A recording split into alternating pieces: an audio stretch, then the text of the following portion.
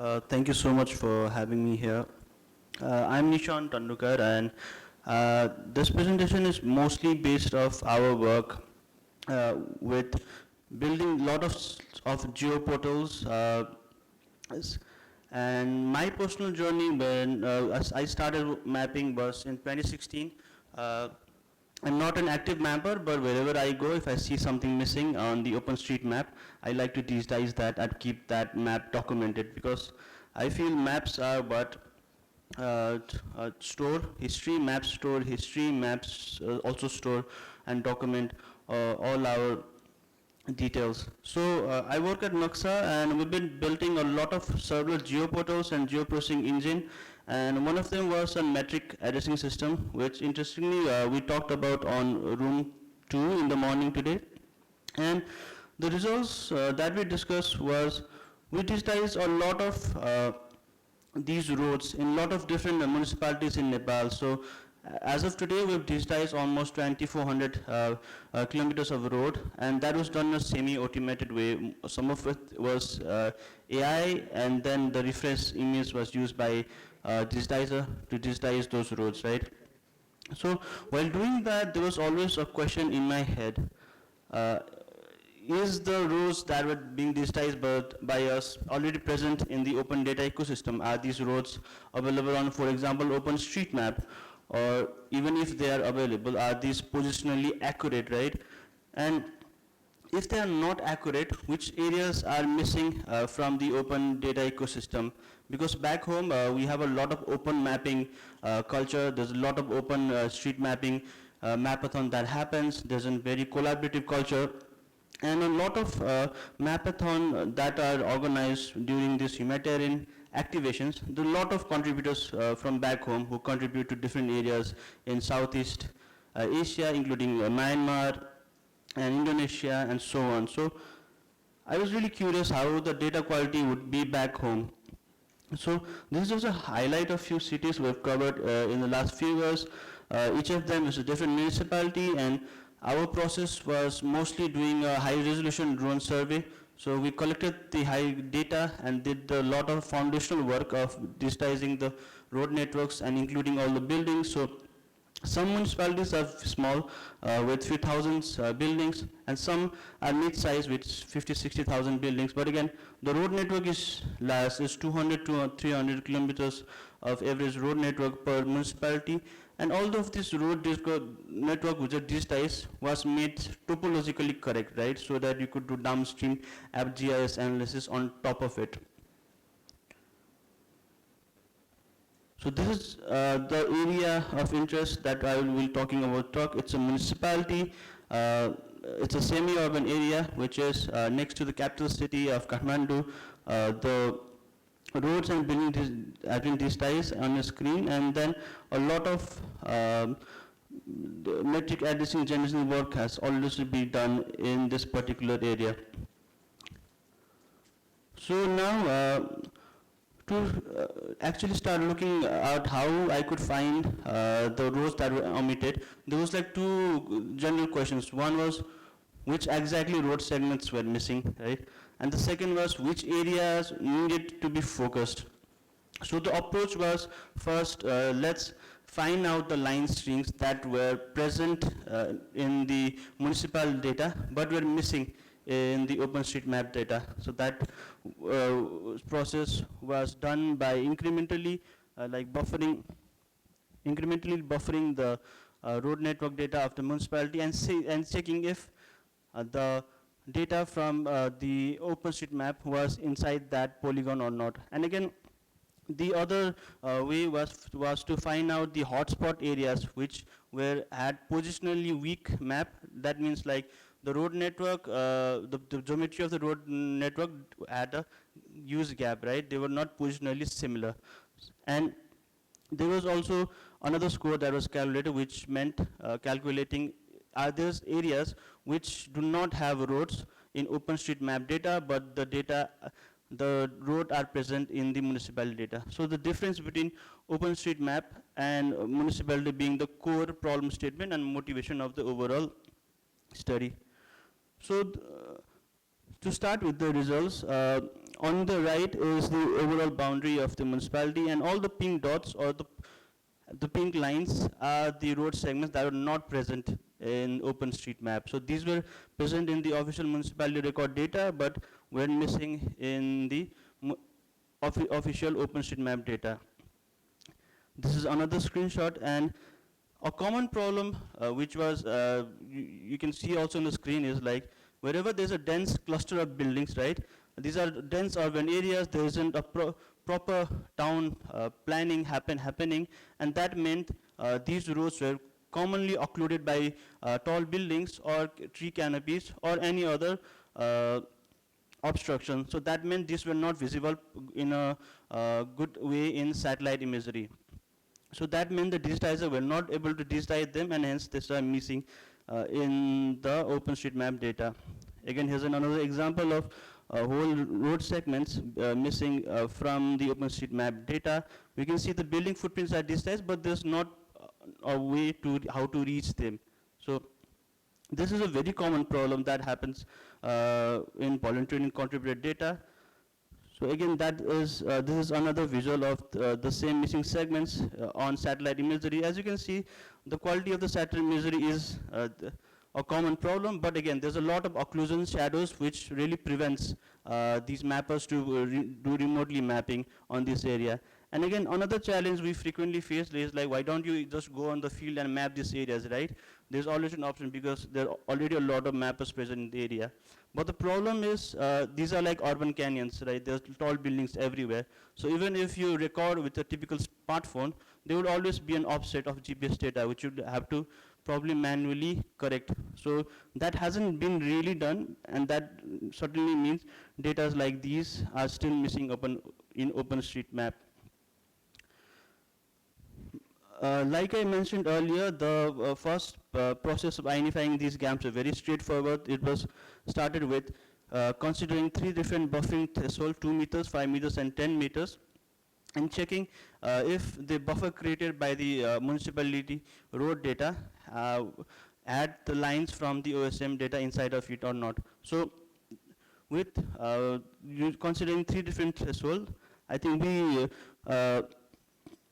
considered the results and took out the overall map of the municipality like I was showing in my screen earlier.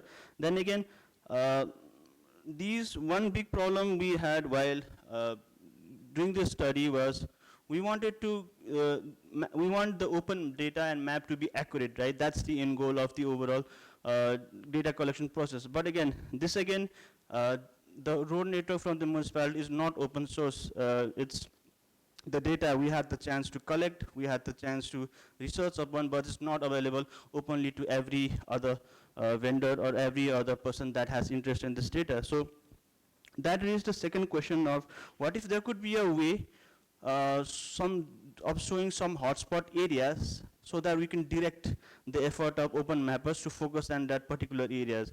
We could somehow not share the direct data, but just let them know which specific grids have these issues. So that led up calculating these 2 different metrics. One was an omission score, another was a match rate. Omission score being just checking if that particular 125 by 25 meter grid had road data from the municipality records, but did not have in the OpenStreetMap records. And positionally accuracy mean the geometry of these line segments, which effectively match by a certain threshold. And doing all of that, this was the result of that analysis. Turns out with the 5 meter threshold consideration, the positional accuracy was above 75%. The total official road length was 250 plus, and then the key inside being almost 70 kilometers of road network was missing from OpenStreetMap data. So there was various reasons for it, because it's a developing city. There are a lot of road construction and housing complexes being built. So that also means maybe the map data was probably not up to date. There was also, like I shared earlier, a lot of urban canopy areas, occlusion happening that could have probably prevented these volunteer contributors to contribute their mapping. Now, with this grid, like the focus of us is being to really direct the mapping efforts to this particular area so that volunteers can effectively map and update the municipality data with the help of these hotspot map. So finally, with this short study, which was uh, more or less trying to figure out what's missing in OSM that is already present in the in the municipality data, has led to maybe the next steps should be there should be like in Python open source package, maybe there should be open source so that more downstream applications like developing OSM compatible change sets files, right? So that these changes maybe somehow be contributed back into OpenStreetMaps. Maybe there could be a semi-automated way, maybe there could be an fully automated way, which not exactly the part of the results, but that is something downstream that could be probably explored. And again, another one is being maybe the community back home should have a discussion on look at the hotspot maps and then start mapping this missing road segments and make sure the OpenStreetMap could be updated according to whatever is the latest imagery of that area. So that would be my time. Thank you so much, everyone.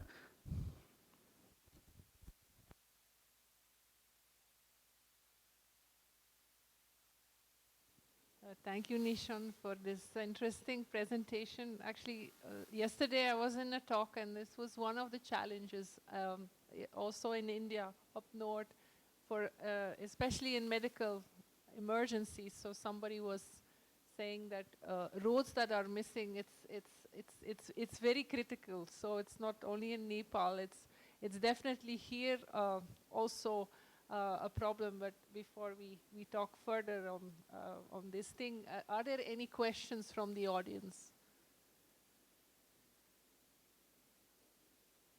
Any questions? I'll maybe start with the question before I'll pass it on to my colleague, Dr. Kuldeep. So you're saying you're mainly using the municipal data to see whether there are gaps. So the municipal data, is this something that gets updated, or is this also something that is quite static? Because a lot of cities, at least in India, especially the one I'm living in, which is Bangalore, they build roads all the time, and the road network has increased a lot. So how do you, if you maybe could explain a little bit on the side of the municipal maps that you have, and how do you deal with new roads that are getting built? That's what I had a question. And if you don't even have municipal maps, because maybe there are not for all regions municipal maps, how would you, get to the road network? Thank you for that question. So the work that we do, like interestingly, is like it was not an POC project. It was not an one-off project. It was a work that we have already built on a lot of geoportals that we have developed for the municipality.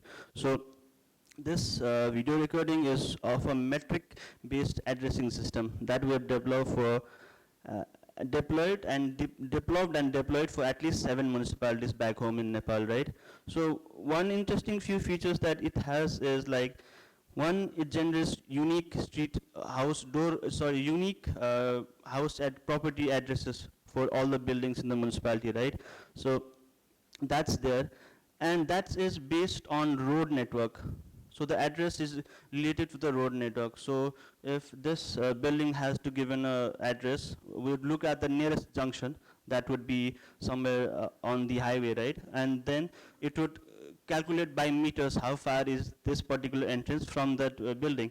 So it's a very scientific methodological based metric, which is not something that novel, but what we did is we utilized UAV imagery to calculate these distances, so which also accounts for the slopes and elevations, right? Because from UV imagery you can also get digital elevation models as well. So it accounts for all for that, and once all that is done, it's put on a WebJS platform. So there's a WebJS platform where the municipality can log in and they can add road network.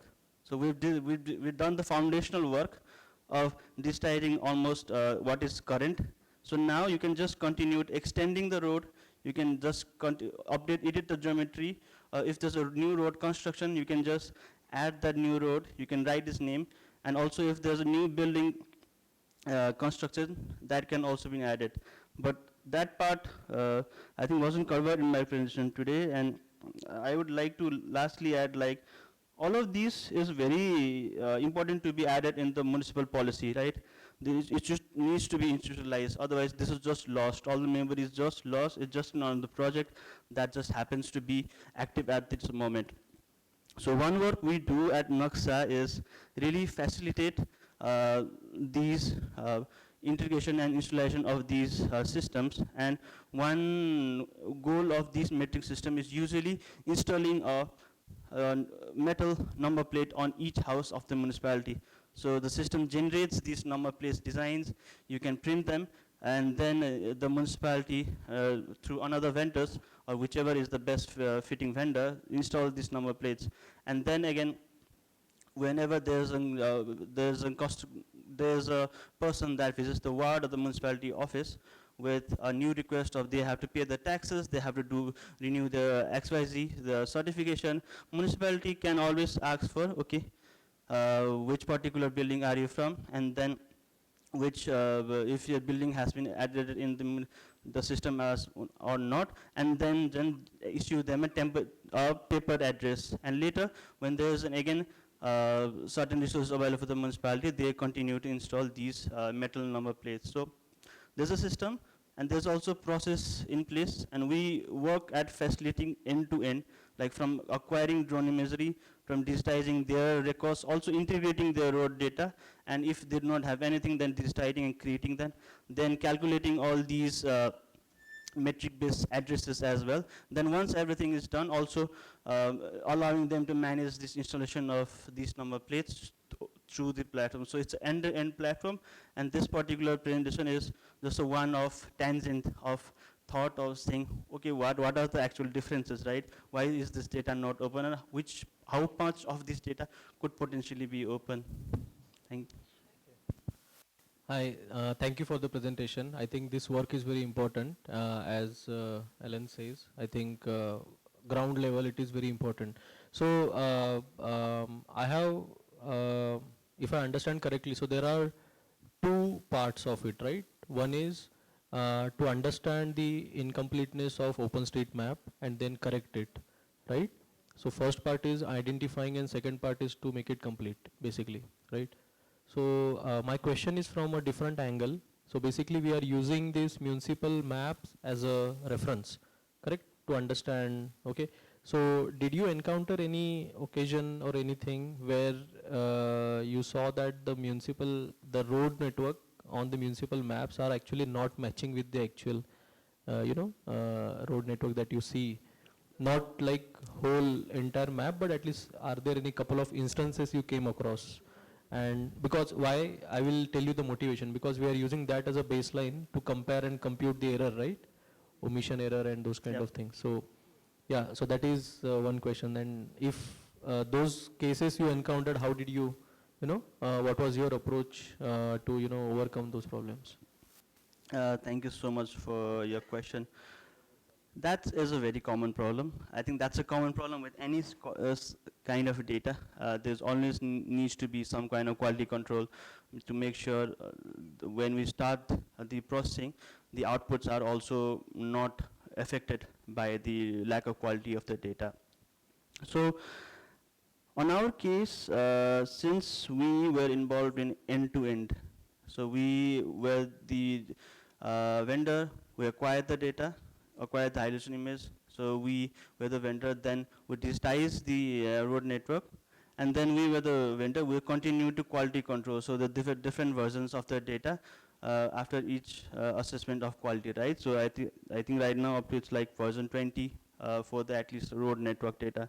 So multiple versions, multiple checks and balance, and that has at least enabled us to be in a unique position where we can control the quality of the data of the municipality records, and we can also cross-assess them with these open source data that is already available. So that is a unique position. I don't think that's generally available to everyone to be in, but I think that's how we did not have to face that problem. Thank you.